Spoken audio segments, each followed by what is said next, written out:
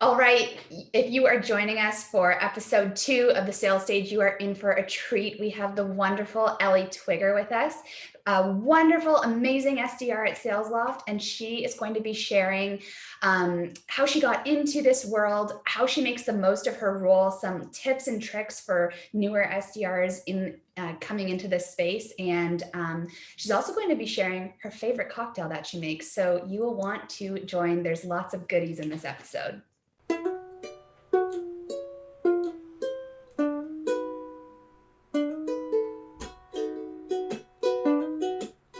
Oh, we're selling all the products and we're telling prospects what we got, yeah, we're selling.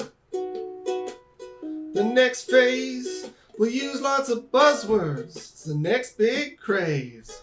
Jimmy and Rava Show, welcome to the sales stage.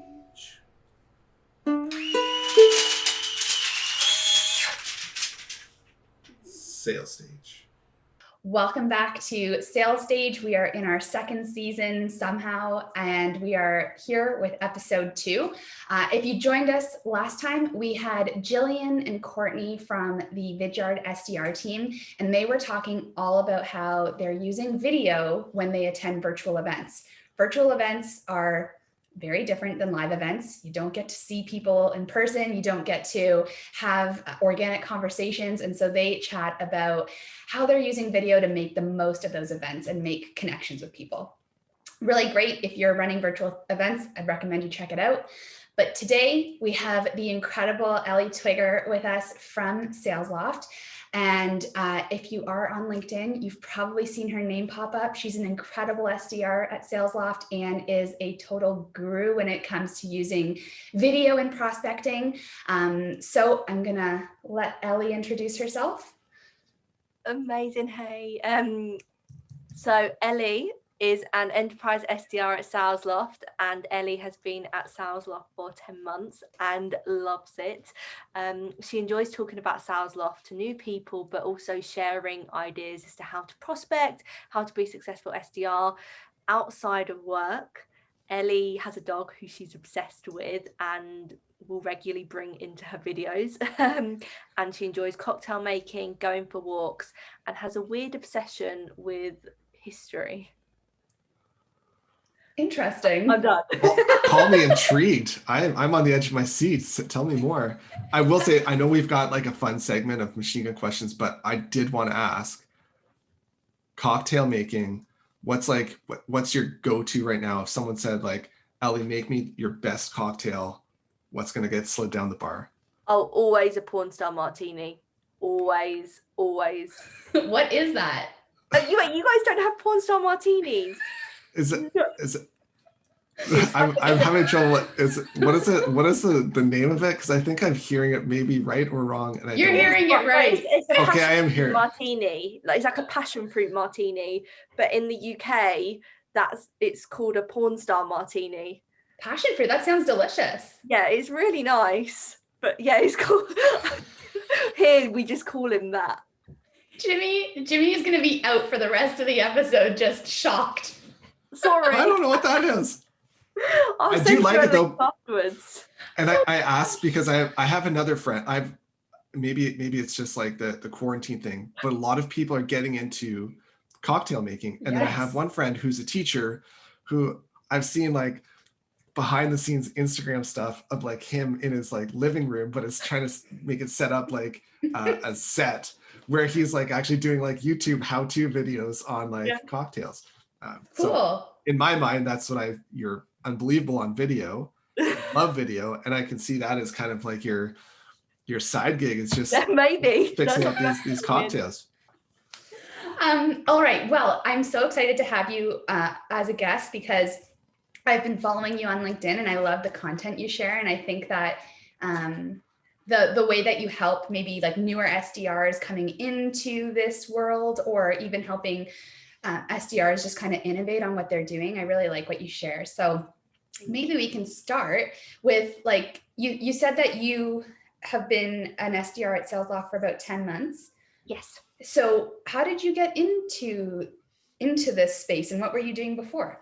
So actually, before I was at a company called Forrester. I started off there as an SDR and then moved into their sales team. And I'm going way back, but after I left university, I worked for a language school, and I was selling, doing deals. The one area that I missed out on was that sales development side. And one area that I love is being the first initial person that a company meets, and you're able to set those expectations and deliver that initial experience. So I started researching about this role, and it was a sales development representative. And I was like, that sounds like I could learn a lot, and also it would take me out my comfort zone, reaching out to new people, prospecting, cold calling. I'd never done anything like that. Everything I'd done before was inbound.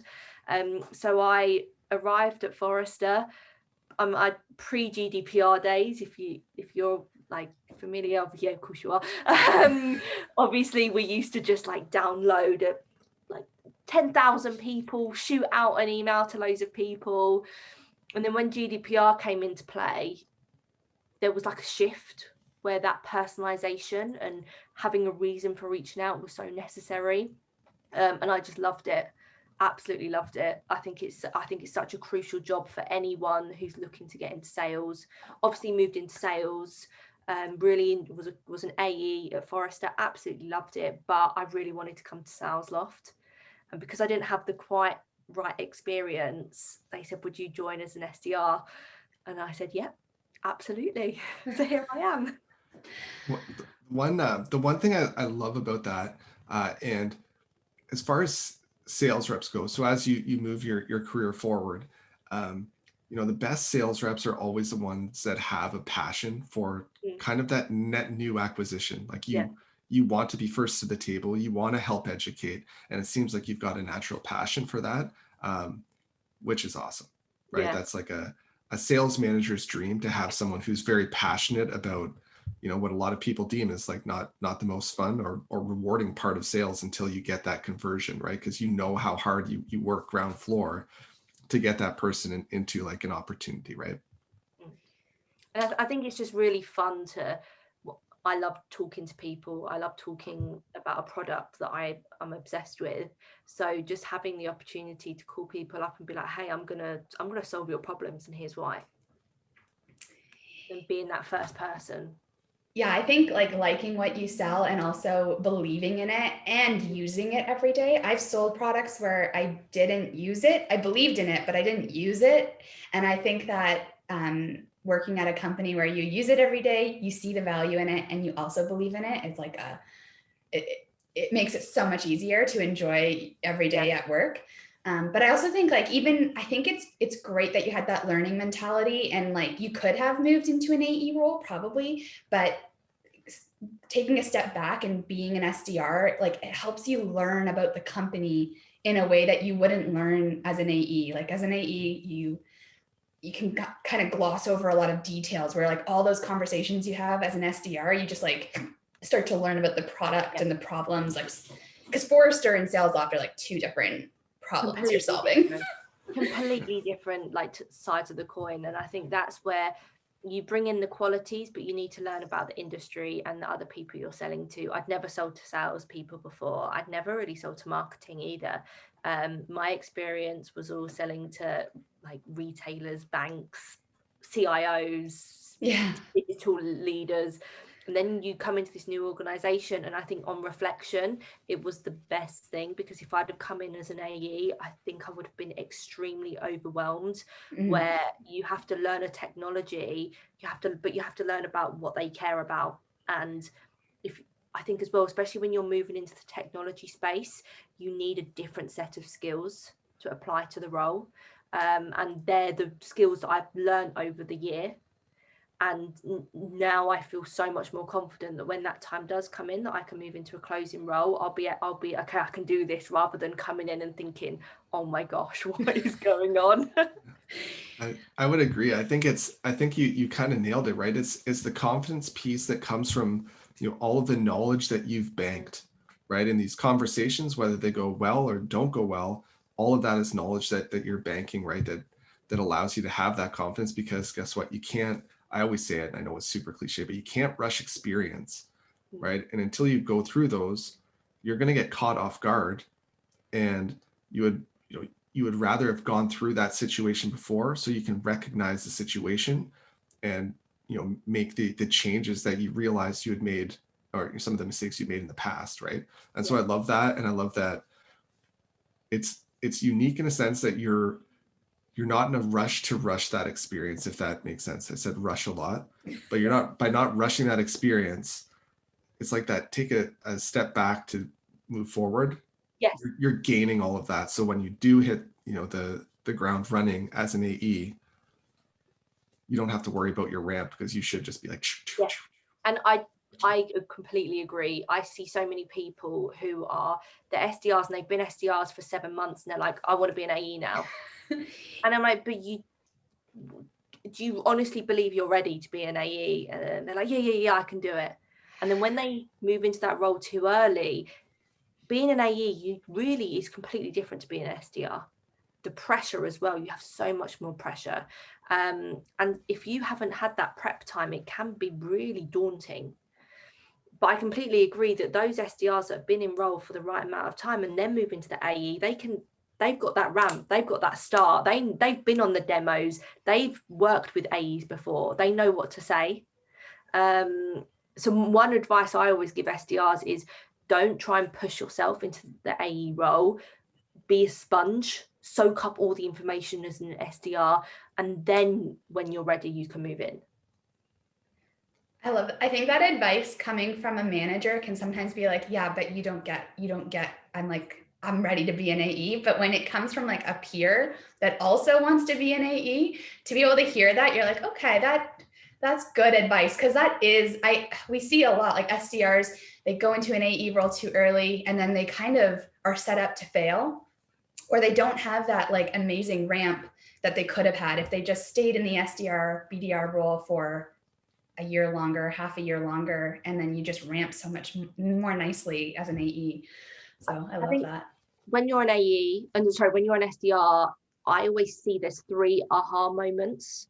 You have one aha moment after the first month you've been there, and you're like, oh, I can talk about this. You have another aha moment when you've been there around 6 months.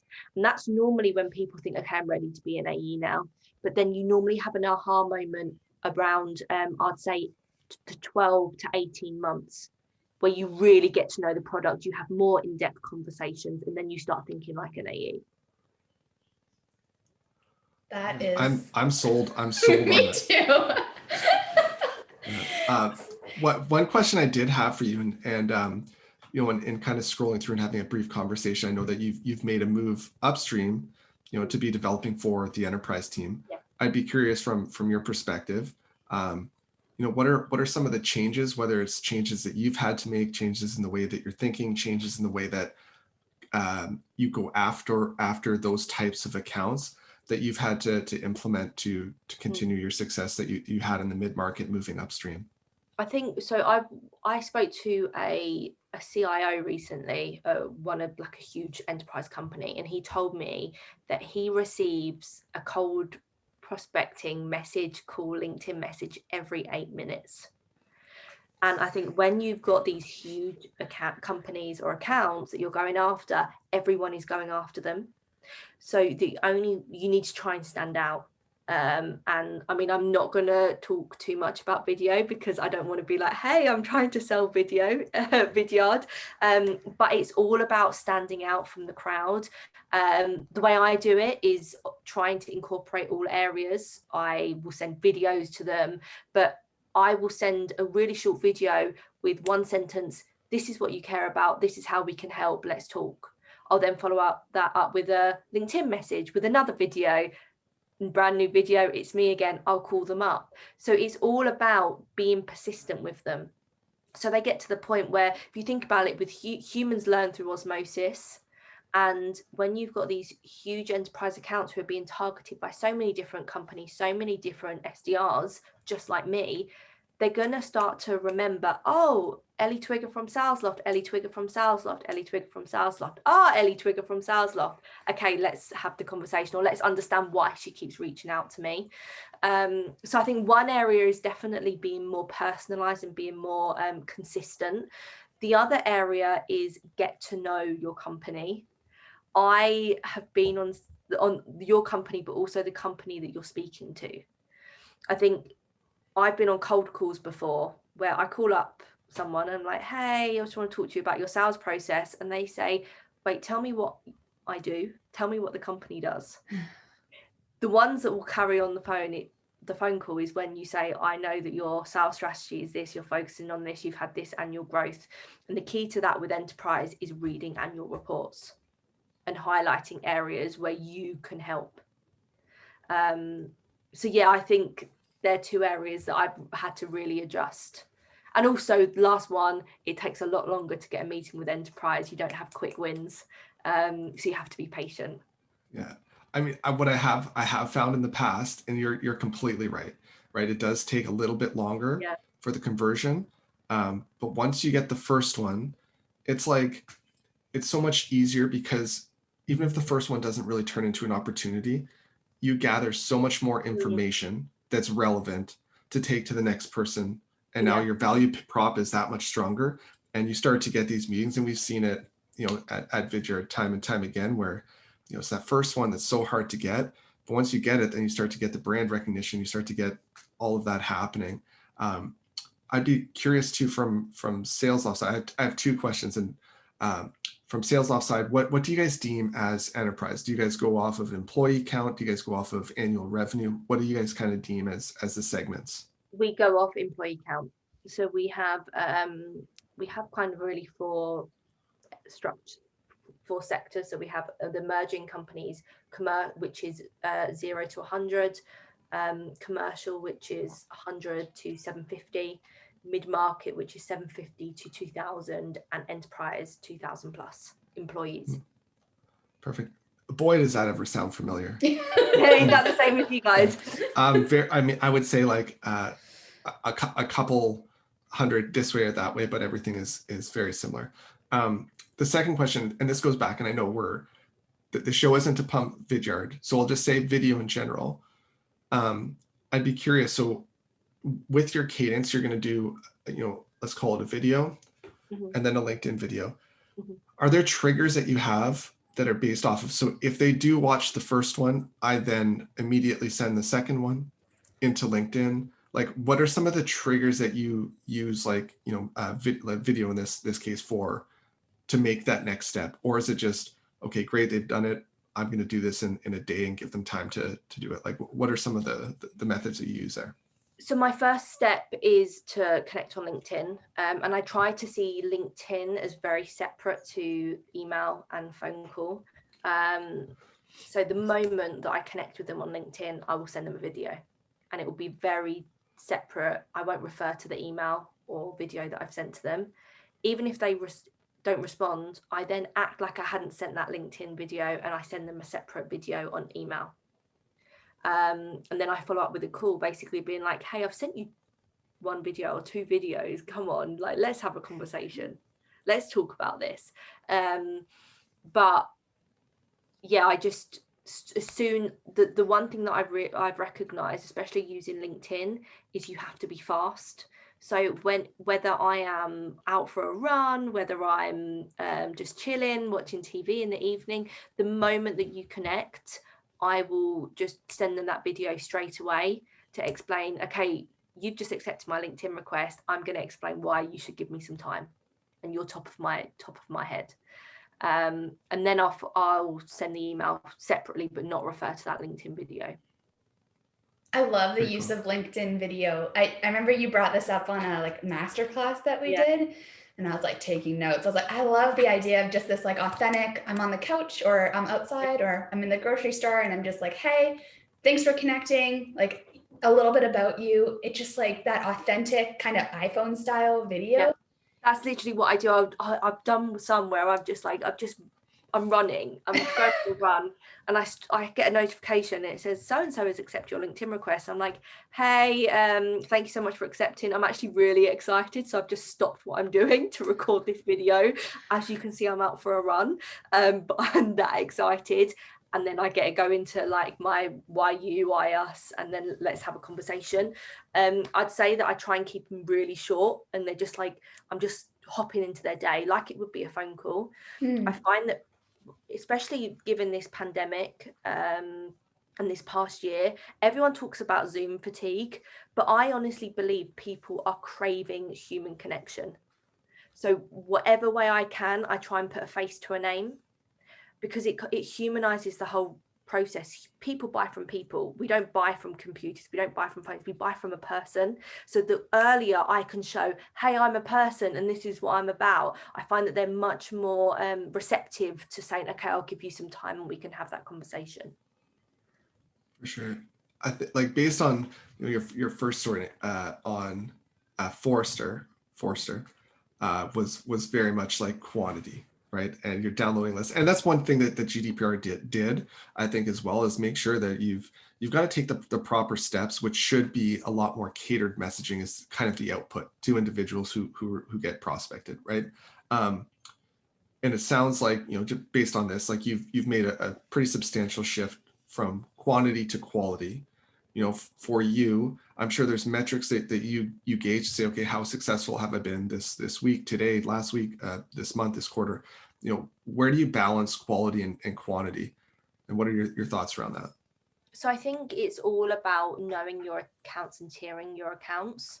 How I work at the moment, and this is how I advise the majority of SDRs when I speak to them, is have a tier 1 personalized cadence. And that is the cadence that if you book a meeting with one of these accounts, you are ringing your AE up being like, hey, I booked this meeting. I'm buzzing for it. Do you want to join me? That's your tier 1 cadence. Alongside that, I run a tier 2, tier 3 cadence, which has a higher quality of people running through it. I'd say the first couple of steps are more personalized, but then it moves into the automated messaging of, okay, this is how I can speak to you. This is how we can help. Blah, blah, blah. So that's how I kind of deal with it, where you have the quality running alongside the quantity. But I think it's all about balance as well. You can't, I tested this once when I sent out 5,000 emails. I got one response, one meeting.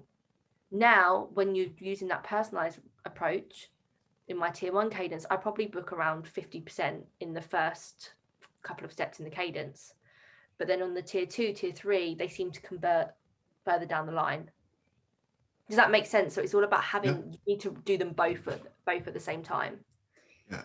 Well, I think, and that's why I always like to position the question, because I don't think that any company is going to do well if you only focus on one specific. You're putting a lot of risk into that specific topic. So it's only quality and your messaging is slightly off. Like, that can be detrimental for a sales development or business development rep, because you don't see any immediate hits. And it could be a month, it could be 2 months. Now, if you keep doing that, they're going to convert down the road, but like everyone feels the pressure. And so having a mix of both, and I love how you walk through the different tiering and your approach to those. And I know the tier 1s, those are your big ticket items. If we can get a meeting in here and get some good conversation going, especially in the enterprise, I know my AE is going to be extremely happy. Yeah. Right. So that's exactly what I was looking for. So love your explanation around that. And I always recommend that with those tier 1s accounts, don't leave it to your AE to do those account plans. Do your own account plan. Get to know those accounts, get to know the people you're speaking to, and have more than one conversation in those accounts. Because sometimes I find that you're speaking with one person and they care about this, but then you speak to another person and they care about the complete opposite side of the coin. But then you can take it to the decision maker to say, hey, I know this is happening and this is how we can help. So yeah, develop your own account plans and relate it to how you think you can help. Don't just rely on your AE to do it. Yeah, I love what you're saying, Ellie, because I think I've been in SaaS sales for about 10 years, and I think a trend I've seen is just this desire to like have quick wins and automation, and how can I use automation effectively. But I feel like I see a lot of people err on the side of using it ineffectively, and we see it called out all the time on LinkedIn. But what you're saying is it takes like critical thinking, and it takes time, and you have to know your accounts, and you have to put time in. You can use automation when it makes sense, but to get a really qualified meeting that's going to have legs to stand on to actually close and where you can actually deliver value, you have to put in the work. Like there's no easy answer here. I completely agree. And I think about how long I've spent sometimes on emails to people, because you're crafting or a video that I've spent ages making for them, and that one meeting is worth more than the 5,000 emails that you've just shot out talking about yourself. It's the same as, let's say, like if you think about an SDR, if you walk up to someone in the street, if someone walks up to you in the street and is just going, I do this, I'm thinking about this, I'm doing this, do you want to come for coffee? Nobody's going to go for coffee with you. Whereas if someone comes up to you in the street and starts talking about yourself and talking about what you're doing and who you are, you might be, I mean, maybe you wouldn't, but you might go for coffee with them. I guess it'd be like how personalized your message is. And like, it's like, yeah. Hey, I saw your walk, great stride. I want to learn more about that. Let's go have a coffee, versus like, hey, I checked out your Instagram feed. You have no idea who I am, but I saw all the pictures. Your dog is super cute. You're just like, Yeah. I feel like sometimes personalization or research can trip you up, but sometimes it's like just showing the person you're reaching out to that you tried, and you might not have all the words right or understand the industry perfectly, but they're like, you know what? You get the gist of it, and you are saying some interesting points. I'm going to lean into this conversation, versus you call them with your like regular script and they're like, yeah, that doesn't apply to our industry at all. Like, I don't do that. And I think that even demonstrates with my reply rates from looking at the cadences. I have a much higher reply rate in my tier ones because I am relating it to them. And talking about that effort side, we have an SDR Slack channel for EMEA, and we've grown so much in the past couple of months that a lot of the people that have joined and are new to SalesLoft, and we're always sharing the messages where people are like, great job at this. It's normally in response to a video that they've sent and they're using video, but you're like, you stood out from the crowd. And then I tend to find that instead of them just saying no, not interested, if they've recognized that you've put the effort in, they are more likely to explain, okay, it's not the right time now, but maybe in a couple of months, or go and speak to this person. You're more likely to get some sort of information. Yeah, totally. And I think actually you kind of bring up a good point of, I know at Vidyard we have sort of a culture of sharing, where we have a Slack channel where we share videos that have been successful so that other people can watch them. But it sounds like you have something similar. Is that with the SDR community in London, or is that with SalesLoft specifically? That's with SalesLoft. But as well with the SDRs of London community, we have a WhatsApp group, and we're always asking like questions and asking about different tools and asking about, okay, how would you approach this account? How would you approach these enterprise? What do you do with this? And then, I mean, the WhatsApp group is constantly popping off because everyone's just like messaging and giving their advice. And it's an amazing way. You find out when you speak to another SDR, you learn how they do, and you end up learning so much. I had actually off the back of a webinar I did recently, I spoke about video prospecting, and one of the SDRs put time in with me, and he explained how sometimes he'll change his background and then send the video via Vidyard, and his reply rates have been almost double to when he doesn't have the background. Oh. And I've never even thought about putting a background in the back of my vidyard. So I've just like that. I learned that just from having that 30-minute conversation. I think these communities that are popping up, it's so nice because you're not in like the echo chamber of like, oh, Vidyard does it this way. This is the way we do it. Even if you're not trying to be like that in your company, it can happen, right? And then being exposed to so many different SDRs that are selling to different industries and different things work for them. I think that's so cool to like kind of collaborate on your role. Yeah, I love it.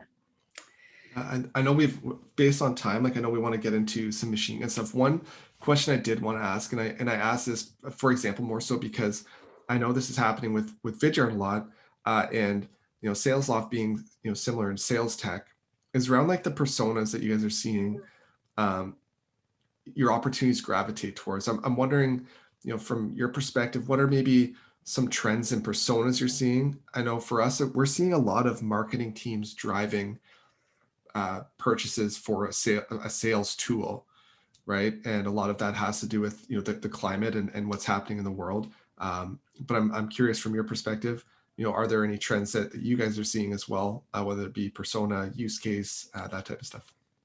So I'm seeing a lot of business operations and sales operations being more receptive to speaking about SalesLoft, because right now I think we're in a situation, especially in the tech space, where talent is hard to come by. So when people are interviewing for roles or to join a company, they're asking, what technology do you have to make me successful? And I always advise SDRs and AEs who are interviewing, ask that question, because you need to know that when you go into this company, you're going to be set up for success. So I'm finding that sales operations and business operations want to create the best tech stack possible for their reps. But it's also not about having the best tech stack. It's about having the ability to kind of use the data to create that strategy. And then you can go back to the wider business and say, look, this is what we're doing, and have evidence of it. And I think I think that's when marketing gets involved, because it's a chicken and egg situation where marketing bring all the leads, but sales aren't necessarily following up, or sales are like, where are my leads? And marketing aren't bringing it. So it's the reason why I love SalesLoft is that it merges the two together. So marketing and sales are able to work together. I think I'm still speaking to a lot of sales managers and sales directors who see the product and they fall in love with it. But definitely more marketing and business operations people join in the conversation earlier on to say, okay, this is something that we need.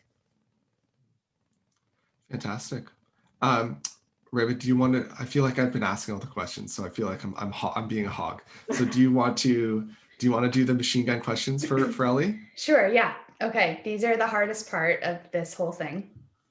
So I'm joking. Okay. So we have some questions, rapid fire. First thing that comes into your head is the answer. Hopefully it makes sense.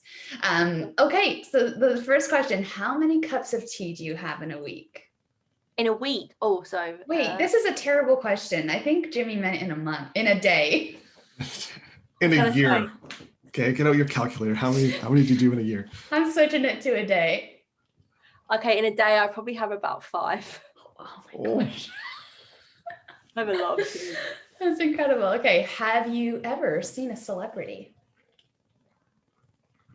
Yes, I saw Danny DeVito outside a hotel once, and I really wanted to go and hug him, but I didn't. Oh my gosh. Yeah. Is he very short?